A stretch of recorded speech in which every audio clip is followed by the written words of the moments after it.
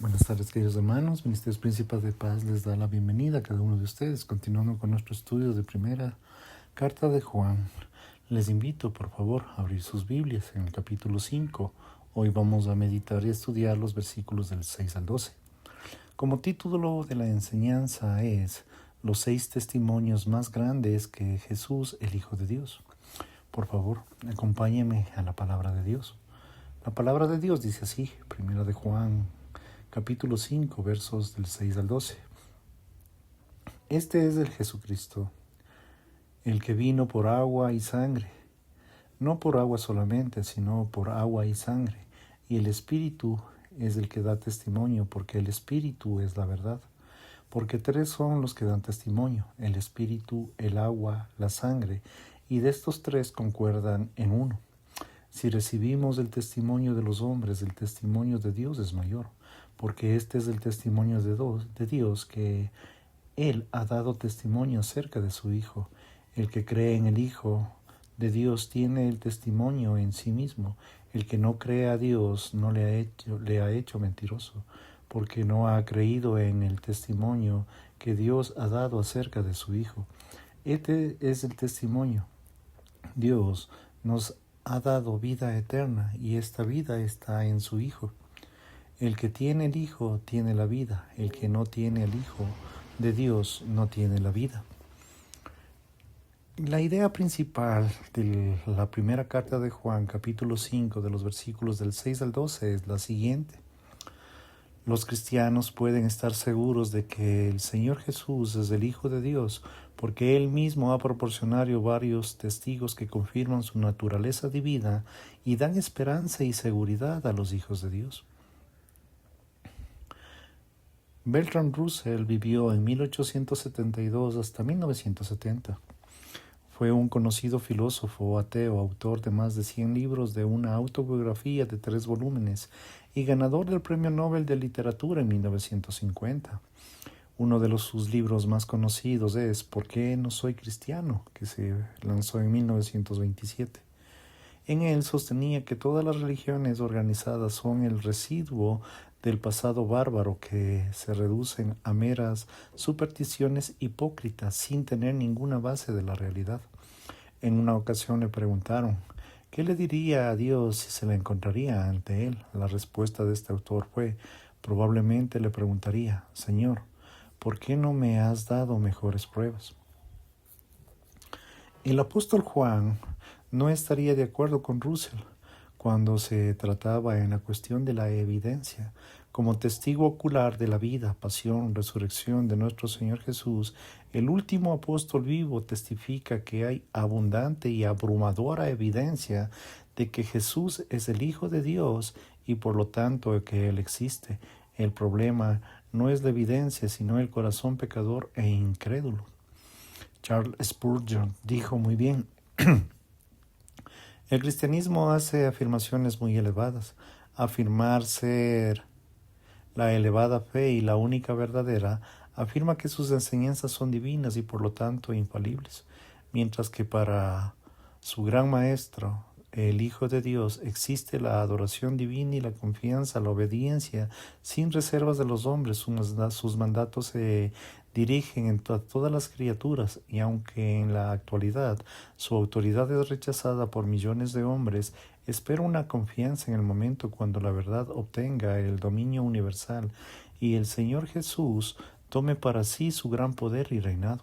Ahora bien, para justificar tantas elevadas pretensiones, el Evangelio debería producir una fuente verdadera, y lo hace. No le faltan evidencias externas, porque son muy abundantes. En estos 3 versículos es fácil imaginar el escenario de un tribunal. Una de las formas de la palabra griega martus es traducida como testificar, testimonio o dar testimonio, y aparece no menos de 10 veces. Juan coloca el estrado a 6 testigos que dan testimonio del hecho de que el Señor Jesús de Nazaret es el Hijo de Dios, que el don de vida eterna a todos los que confían en Él. Estos 6 testigos tienen perspectivas diferentes pero complementarias. En su testimonio es exhaustivo, elaborado, así un gran argumento poderoso. Juan lo expone llamando la atención sobre la trayectoria del Señor Jesús desde su bautismo hasta su crucifixión. Invita a otras personas del Dios Trino a dar su testimonio. Incluso invita a quienes hemos convertido por la fe en Jesús, versículo 5, a contar también nuestra historia. Las personas de mente abierta y de pensamiento libre deberán al menos examinar las pruebas. Quizás se sorprendan con la solidez del veredicto del Señor Jesús, que es Dios encarnado. Juan capítulo 1, versículo 14 y 18. Por favor, le invito, revise conmigo los versículos del 6 al 8. El primer testigo que llama Juan al estrado del bautismo del Señor Jesús es la palabra agua. Aparece 4 veces en los versículos del 6 al 8. Algunos ven esto como una referencia del agua presente en el nacimiento físico, el agua que fluyó del costado de nuestro Señor cuando fue atravesado en la cruz, Juan 19, versículos 34-35, o incluso los 2 sacramentos u ordenanzas del bautismo, agua, y la cena del Señor, sangre. Esta última perspectiva fue sostenida tanto por Martín Lutero como Juan Calvino. Sin embargo, el contexto histórico de refutar las falsas enseñanzas de Cerinto, se decía que el Espíritu de Cristo descendió sobre el hombre Jesús en su bautismo, pero lo abandonó en la cruz. Apunta fuertemente a la dirección que Juan tiene en mente cuando mencionó el bautismo del Señor Jesús. El bautismo del Señor Jesús es tan importante que se encuentra en los 4 evangelios. Mateo 3, del 13 al 17, Marcos 1, del 11 al 19, Lucas 3, del 21 al 23, Juan del capítulo 1, del 29 al 34. Aquí se revela el Dios Trino y Jesús es ungido para el ministerio público. Mateo 3, versículos 16 y 17, y lo registra así. Y Jesús, después que fue bautizado, subió enseguida del agua, y he aquí, le fueron abiertos los cielos, y vio al Espíritu de Dios descendiendo como una paloma que venía sobre él. Y él aquí una voz de los cielos le decía, este es mi Hijo amado, en quien me complací. La declaración del Padre combina con las palabras del Salmo 2.7, un salmo mesiánico como Isaías 42.1, el primero de los cantos del siervo. Jesús es efecto el Hijo ungido y sería un rey. Sin embargo, sería un rey sufriente, un rey siervo. Este es el testimonio de su Padre en un bautismo. Algunos han señalado que al estar libre de pecado, Jesús no tenía necesidad de ser bautizado. Eso no le correspondía, y es cierto, pero así como le correspondía un bautismo para el arrepentimiento, tampoco lo era una cruz para los pecados. En ambos eventos se identificó como pecadores que vino a salvar. El bautismo de nuestro Señor dice, miren, el Espíritu Santo de Dios desciende sobre mí, Él lo unge y dice, escuchen la voz del Padre y su anuncio acerca de Él. Jesús no era un simple hombre, era el Hijo de Dios, el Cordero de Dios que quite el pecado del mundo. Juan capítulo 1, versículo 29. Por favor, continúe conmigo en los versículos del 6 al 8. El segundo testigo, el apóstol, llama al estrado a la crucifixión de Cristo. Sería representado por la palabra sangre, que aparece 3 veces en los versículos del 6 al 8. La obra de nuestro Salvador inició en su bautismo y lo terminó con su muerte sangrienta en la cruz. Jesús mismo dijo desde la cruz en Juan 19:30, consumado es. Cuando Jesucristo murió en la cruz como sacrificio expiatorio por los pecados del mundo, su Padre volvió a proporcionar testigos significativos sobre el acontecimiento. Hubo oscuridad en toda la tierra, desde el mediodía hasta las 3, Mateo 27:45, y el velo del templo se rasgó en 2, de arriba a abajo, Mateo 27:51. Además hubo un terremoto, Mateo 27:51, y varios santos del Antiguo Testamento resucitaron y se mostraron a muchos como las primicias de la vida de la resurrección para todos los que confían en Jesús. Mateo 27, versículos del 52 al 53. Todos estos acontecimientos llevaron a un endurecimiento del centurión romano a exclamar: en verdad, este era el Hijo de Dios. Mateo 27:54, Marcos 15:39.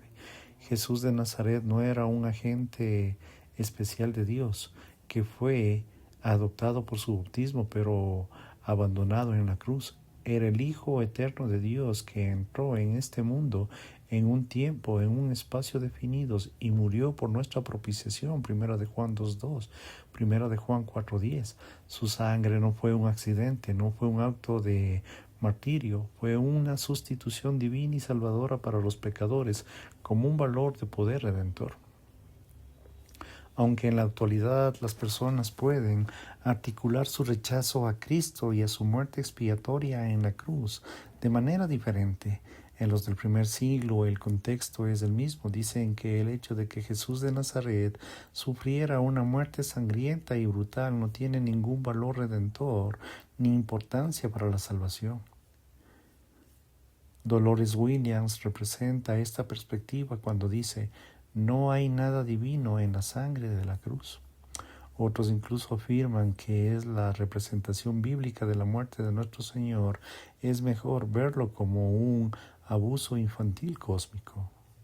Y otros creen que seguimos un curso más sabio del discurso teológico ofrecido a las personas modernas de David Powlison, que le llama el Evangelio terapéutico. Un evangelio que da a la gente lo que quiere y promueve su bienestar y la felicidad temporal.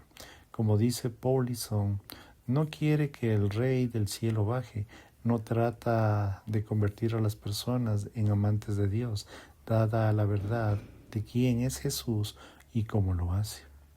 Pero la cruz dice: el Rey del cielo ha descendido y que Dios estaba en Cristo reconciliando consigo mismo al mundo. Segunda de Corintios 5:21. Este es el testimonio verdadero y bíblico de la crucifixión de nuestro Señor. Alabado sea su nombre. Vino a morir por nosotros y a transformarnos. Continuamos en los versículos del 6 al 8. El tercer testigo invitado a declarar la verdad, que Jesús es el Hijo de Dios, es el Espíritu Santo. Se le menciona 3 veces en los versículos del 6 al 8. En el versículo 6 la Biblia dice: el Espíritu proporciona un testimonio consistente y continuo de que Jesús es el Mesías, y lo hace porque el Espíritu es verdad. Jesús dijo exactamente lo mismo sobre el Espíritu Santo en Juan 15:26. Cuando venga el Consolador, a quien yo enviaré del Padre, es decir, el Espíritu de verdad que procede del Padre, Él dará testimonio de mí. Por favor, preste mucha atención. El Padre también dio testimonio del Hijo a través del ministerio del Espíritu, que es la verdad. Juan 14:17. El Espíritu Santo es la verdad en el sentido que Él es el verdadero y por lo tanto la fuente y el revelador de la verdad divina. Primera de Pedro 1:12. Particularmente sobre Jesucristo. Juan 15:26. El Espíritu participó en la concepción de Jesús. Mateo 1:18, en el bautismo Mateo 3:16, en la tentación Marcos 1:12, y a lo largo de su ministerio Pedro dijo a los reunidos en la casa de Cornelio: vosotros sabéis lo que se divulgó por toda Judea, comenzando desde Galilea, después del bautismo que predicó Juan, como Dios ungió con el Espíritu Santo y con poder a Jesús de Nazaret, y como éste anduvo haciendo bienes y sanando a todos los oprimidos por el diablo, porque Dios estaba con él. Hechos 10, versículos del 37 al 38. Dado que el Espíritu Santo dio poder a Jesús para el ministerio, atribuir las obras milagrosas de Cristo a Satanás era blasfemar al Espíritu Santo. Marcos 3, versículos del 28 al 30. Jesús siempre hizo la voluntad del Padre y el poder del Espíritu Santo. El triple testimonio del agua, el bautismo, la sangre, la cruz, el Espíritu concuerdan en 1 de Juan 5:8. Esto refleja la expectativa del Antiguo Testamento en Deuteronomio 19:15, donde la palabra de Dios dice: no se levantará un solo testigo contra un hombre por cualquier iniquidad o por cualquier pecado que haya cometido. En caso será confirmado por el testimonio de 2 o 3 testigos. En el versículo 8 se menciona primero el Espíritu, porque Él es quien nos da el testimonio a través del agua y la sangre. Por lo menos los tres están de acuerdo: Jesús, el Mesías y el Hijo de Dios. El comentario ahora aborda bien este ministerio del Espíritu Santo al dar testimonio del Hijo. El testimonio del Espíritu es el testimonio de Dios hacia nosotros y nosotros a través de nosotros. Igual a la fecha, es una brújula siempre que apunta hacia el norte, y el Espíritu de Dios siempre señala a Jesús. Jesús resumió la obra del Espíritu en Juan 16:14. Él me glorificará. Por favor, continúe conmigo. Vamos a los versículos 9 y 10. Juan continúa su procesión de testigos y llama al estrado, al punto, al declarante más fuerte de todos: Dios el Padre.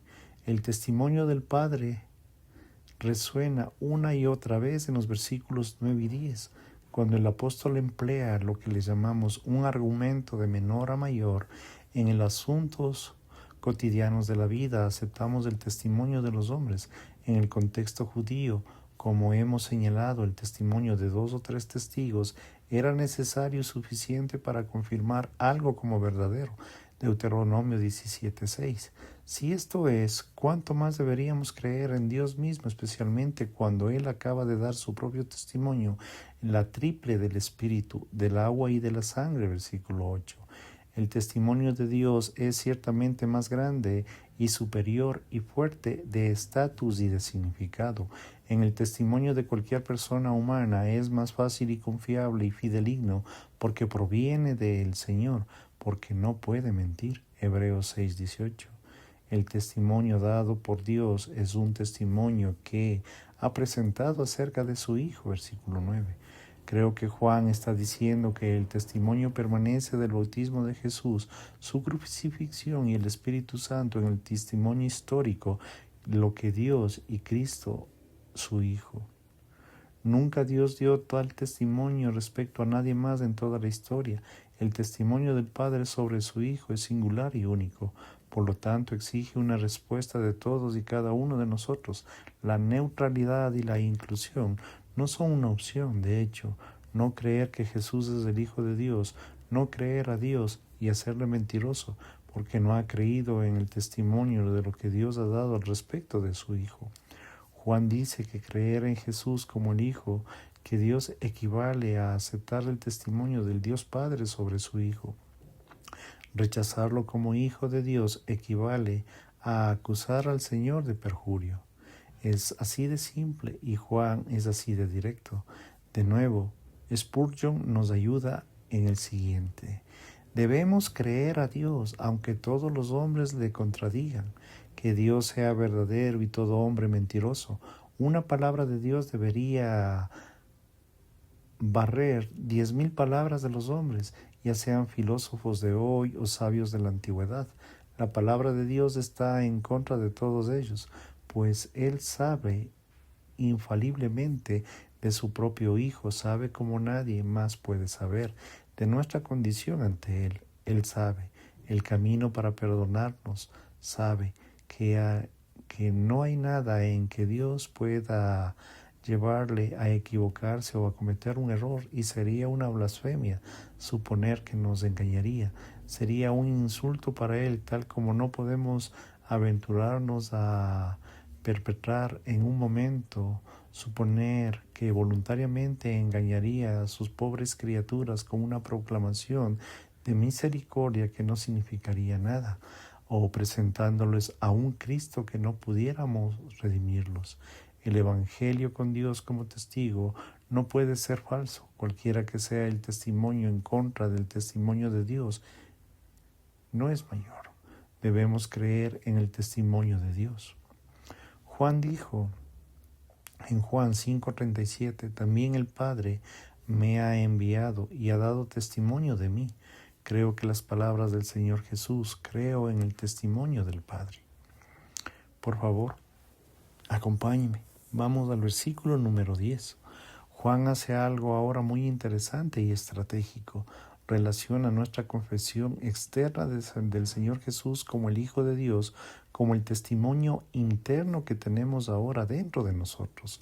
Lo que confesamos con nuestra boca, Dios lo hace realidad en nuestros corazones.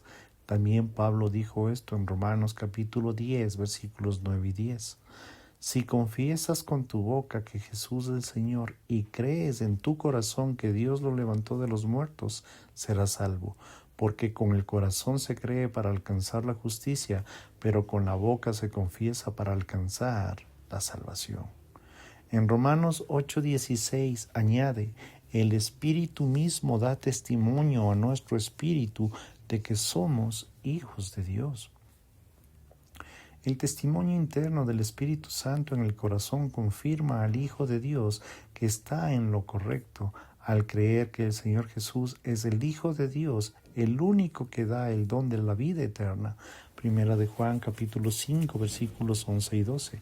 Este testimonio o testigo interno es la presencia personal de Dios en nosotros, la cual equilibra y complementa maravillosamente el testimonio externo e histórico del bautismo y la crucifixión de Jesús, todo ello testiguado por el Espíritu Santo. Plumer dice, el testimonio externo aceptado fielmente se conserva con la certeza interna. En el contexto de la teología pastoral y la aplicación práctica, este versículo es de gran valor.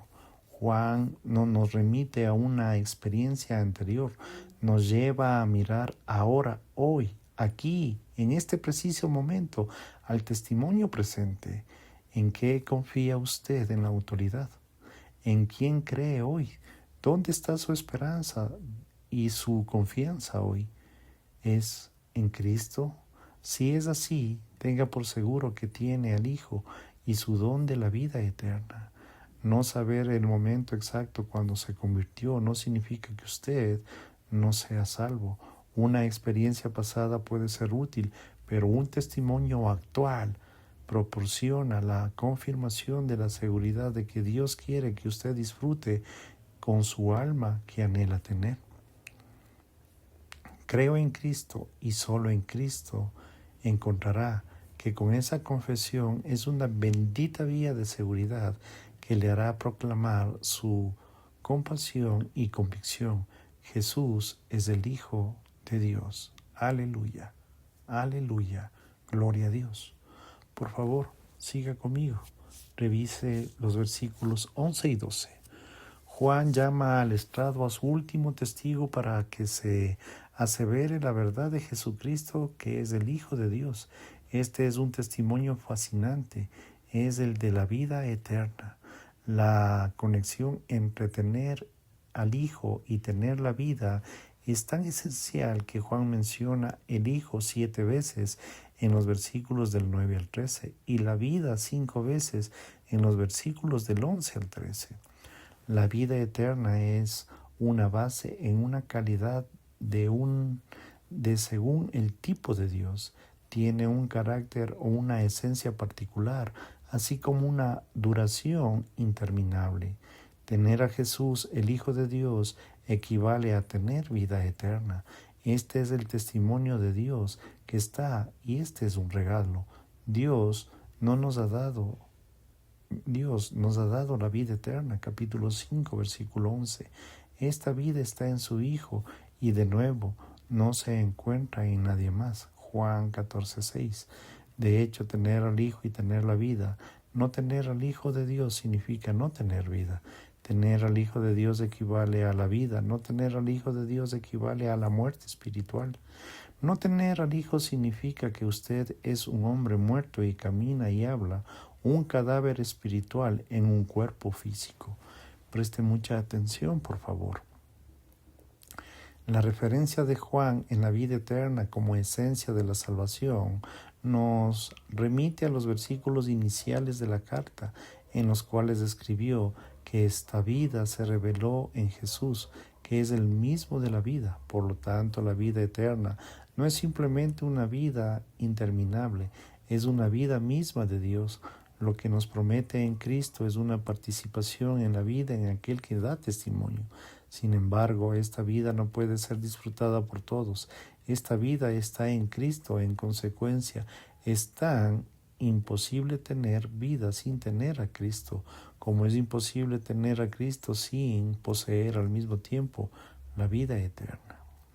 La Biblia enseña que usted no debe tener la esperanza de tener vida eterna o incluso pensar que tiene vida eterna. Dice que puede saber que tiene vida eterna cuando sabe que tiene al Hijo de Dios, Jesucristo, como su Salvador. Este testimonio, este don de la vida eterna, da testimonio del Hijo eterno, porque solo Él, que es eterno, puede concederle algo que es eterno. La conclusión. Comencé este estudio con una cita de mi héroe del pasado, Charles Spurgeon. Permíteme terminar con otra que está en juego en todo esto. Si nuestros 6 mayores testigos han dado testimonio de la verdad, ¿qué significa todo esto para usted, para mí, para el mundo? Por favor, escuche muy bien. Permítame en primer lugar decir una o dos palabras sobre la forma de que somos salvos, el modus operandi de la salvación, tal como lo encontramos descrito en las Escrituras, aquí en pocas palabras. Todos hemos infringido la ley de Dios y estamos justamente condenados por ello. Dios, en su infinita misericordia, deseando salvar a los hijos de los hombres, se ha dado a su Hijo Jesús para tomar el lugar de todos los que creen en Él. Jesús se convirtió en el sustituto de su pueblo y sufrió en su lugar, y por ello la deuda del castigo debido a Dios fue pagada por Jesucristo en la cruz del Calvario. Todos los que creen en Él son, por lo tanto, absueltos del tribunal ante la justicia divina. Ahora, el Señor, habiendo dado a su Hijo, ha revelado este gran hecho en su palabra. Aquí está el libro inspirado, la declaración completa del mismo, que Dios estaba en Cristo reconciliado al mundo consigo mismo, no imputándole sus delitos, que todo aquel que cree en el Señor Jesucristo tiene vida eterna. Todos los que tienen que hacer para comprender el resultado de la pasión de Cristo es simplemente creer en el testimonio de Dios al respecto de descansar en Él. El argumento es el siguiente: Cristo salva a los que confían en Él. Yo confío en Él y por lo tanto soy salvo. Jesucristo sufrió por los pecados de su pueblo. Su pueblo es conocido por creer en Él. Yo creo en Él y por lo tanto Él murió por mis pecados y mis pecados son borrados. Este es el resumen de la transacción en el testimonio de que Dios acerca de su Hijo es creído al principio y simplemente porque Dios lo dice y porque ninguna otra razón. Y luego crece en el alma otra evidencia que no es necesaria para la fe, pero que le fortalece mucho. Una evidencia que surge en el alma como resultado de la fe, y es el testimonio que se refiere a nuestro texto. El que cree tiene el testimonio en sí mismo. Así que pregunto, ¿cree en el testimonio de los 6 testigos más grandes? ¿Tiene este tipo de testimonio usted mismo? El que tiene al Hijo tiene la vida. El que no tiene al Hijo no tiene la vida. Se lo ruego, este es el día. Elija la vida. Elija a Jesús, porque quizá mañana ya sea muy tarde. Gracias, queridos hermanos, por su tiempo. Si el Señor lo permite, estaremos en una nueva enseñanza. Bendiciones.